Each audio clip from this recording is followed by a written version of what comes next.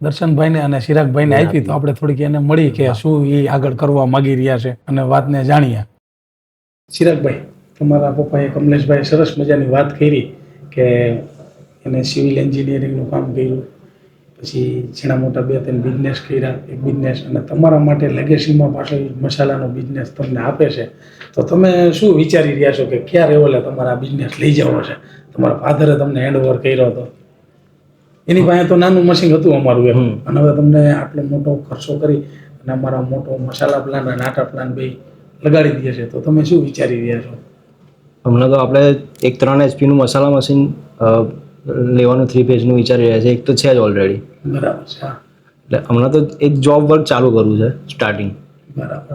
અને થોડું ઘણું નાનું મોટું પેકિંગ, કે આજુબાજુ જે દુકાનો કરિયાણાની હોય ત્યાં સુધી, આજુબાજુના ગામમાં 20-22 ગામ છે ત્યાં સુધી પહોંચે. શું વાત છે! 20-22 ગામ એટલે બધું ઘણો બધો એરિયો મોટો થઈ છે. મોટો એરિયો.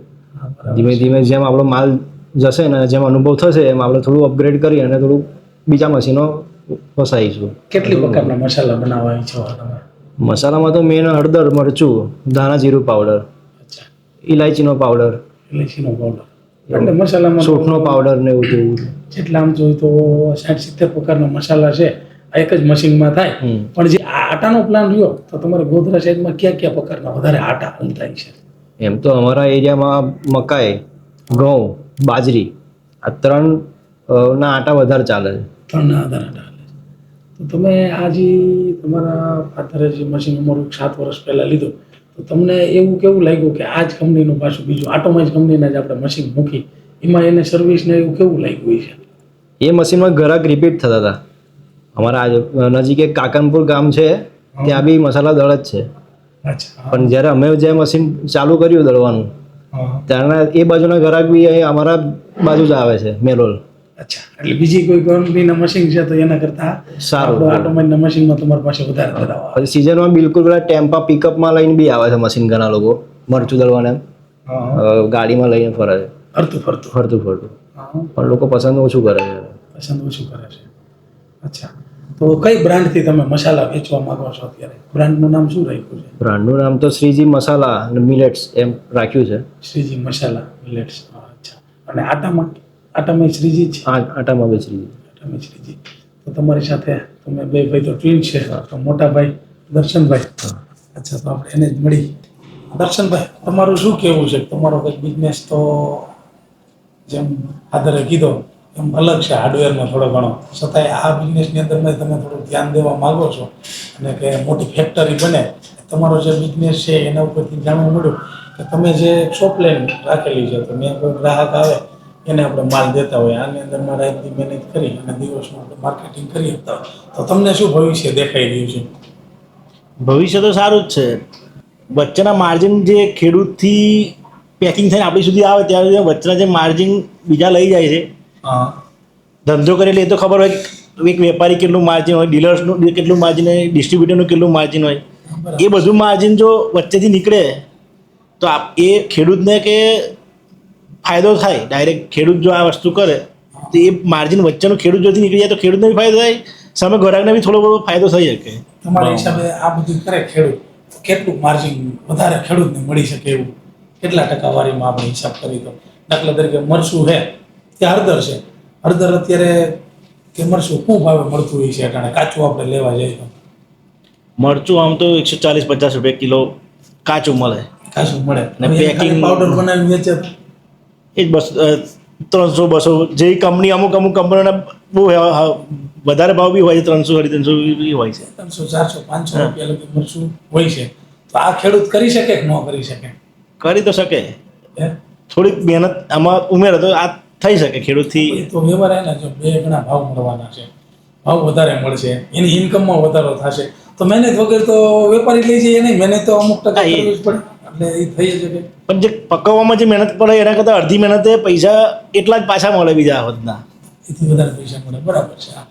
ખેતરમાં જેટલી મહેનત કરીએ છીએ એનાથી અડધી મહેનત એના કરતાં નહીં કરી 10% મહેનત જો આમાં વધારે કરીએ, વેલ્યુ એડિડ કરવામાં, માનો કે આ દળીને વેચીએ તો એમાં ખાલી મહેનત 10% વધારે. માનો કે એક મરચાના સમયગાળામાં હું ખેડૂત છું તો મને ખબર છે કે 20-25 સ્પ્રે કરવા પડતા હોય મરચીમાં, 20-25 દવા છાંટવી પડે, એમાં ખાતર નાખવું પડે, કાયમ એ જીવતો છોડ છે એટલે કાયમ એની ટ્રીટમેન્ટ કરવી પડે. જ્યારે તમે એક વખત એ પાકી ગયું ને લઈ લીધું પછી તમારે ખાલી એને સાફ કરી ડીટા કાઢી દળો તો એમાં બીજા 150 રૂપિયા ઉમેરી જાય. હવે તમે જે 150 રૂપિયા મરચું વેચ્યું છે અથવા વેચવાના છો આખું, એની જગ્યાએ જો તમે એને ખાલી આ ટાઈપનું એક મશીન નાખી અને તમે એને ખાલી પાવડર ફોર્મમાં લઈ આવો તો બીજા 150 રૂપિયા મળે, જે ખાલી 3 કે 4 દિવસની મહેનત. તમારા જો બે સનને તમે સાથે લઈ અને હાલો છો અને ભેગા લેવા બિઝનેસ કરવા આવ્યા તો ખેડૂતના દીકરાને તો આ કરવું જોઈએ કે ન કરવું જોઈએ? દરેક ખેડૂતના દીકરાએ પોતાની વિસ્તારમાં અથવા પોતાના જે ઘરમાં જે કંઈ ધંધો કરતા હોય એને આપણે એ માન લો કોઈ પણ વસ્તુ છે એમાં કેવી રીતે વેલ્યુ એડેડ કરીને આપણે જે બજારના જે લોકો આપણી પાસેથી વધારે કમાય છે તો આપણે કેવી રીતે વધારે કમાઈ અને એમાં વેલ્યુ એડિશન કરી શકીએ. એમાં કોઈ મશીનરીની જરૂર હોય તો મશીનરી સ્થાપીને અથવા એને સાફ સફાઈ કરીને એનું પેકિંગ કરીને જે રીતના બજારમાં માલ મૂકવો હોય એ મૂકીએ તો 100% ખેતી એ મોદી સાહેબ જે કહે છે કે ખેડૂતની આવક ડબલ થવી જોઈએ તો ડબલ આ રીતે નહીં થાય પણ આ રીતે 100% ડબલ નહીં પણ 3 ગણી થશે એવું મને વિશ્વાસ છે અને મારો અનુભવ પણ છે. અમે તો 100% કઈ થાય, કારણ કે અમે એની મશીનરી જ બનાવી છે એટલે થાય. તો કમલેશભાઈ, મેં જાણ્યું છે કે તમારે ગોધરા શેડની અંદરમાં ઘણા બધા અમુક ગામડા છે ત્યાં હળદરનું પણ સારું એવું વાવેતર થાય છે. તો હળદર તમે જે ખેતરમાંથી કાઢો તો એ હળદરનો કાચી હળદર હોય ત્યારે શું ભાવ રહેતો હોય છે? 40 થી 50 રૂપિયાની આજુબાજુ. 40 થી 50 રૂપિયા હોય તો એ જ હળદરને પછી ખેડૂત કાઢી અને કાચી હળદરમાંથી પકવે તો શું ભાવ થતો હોય છે તૈયાર કરે? 100 થી 120 રૂપિયા. 100 થી 120 રૂપિયા. હવે એ જ હળદરને તમે જે અમારું ઓટોમેટિક મશીન રાખ્યું છે એવી જ રીતની કોઈ પણ મશીનરી લગાવી અને મશીનમાં પાવડર બનાવીને વેચે તો એ પેકિંગ કરીને વેચે એમાં શું ભાવ જતો હોય છે પાવડર? 250 થી 300. 250-300 રૂપિયા. કેટલો ડિફરન્સ થઈ ગયો એ જ પ્રોડક્ટની? હા, પ્રોડક્ટની વેલ્યુ એડિશન જ થતી ગઈ ને? વેલ્યુ એડિશન એટલે ડબલ નહીં 3 ગણા કે 4 ગણા થયા. 3 ગણા કે 4 ગણા થયા. હવે આ ખેડૂત કરે તો એનો ક્યાં છે બેનિફિટ? વિચાર કરો છો તમે?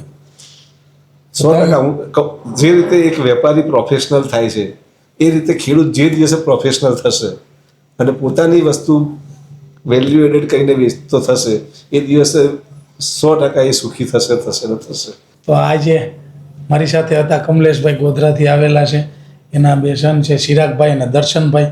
એને પણ કાંઈ બિઝનેસ નવો કરવા માટે અને ફેમિલીમાં સાથે રહી અને બિઝનેસ કરવા માગે છે તો એ 7 વર્ષથી આ મસાલાનો બિઝનેસ કરતા હતા અને આજે એ એની ખુદની બ્રાન્ડ બનાવી અને જો એ મોટો એવો બિઝનેસ ચાલુ કરી રહ્યા છે તો તમારે પણ જો આવો જ કંઈક બિઝનેસ કરવો હોય અને ગામડામાં રહીને બિઝનેસ કરવો હોય આ વિડીયાની અંદરમાં આખી એક માહિતી તમને દેવામાં આવી છે કે ખેડૂત એના પ્રોડક્ટને જો વેલ્યુ એડિશન કરશે તો સારામાં સારી ઇન્કમ પણ મળશે.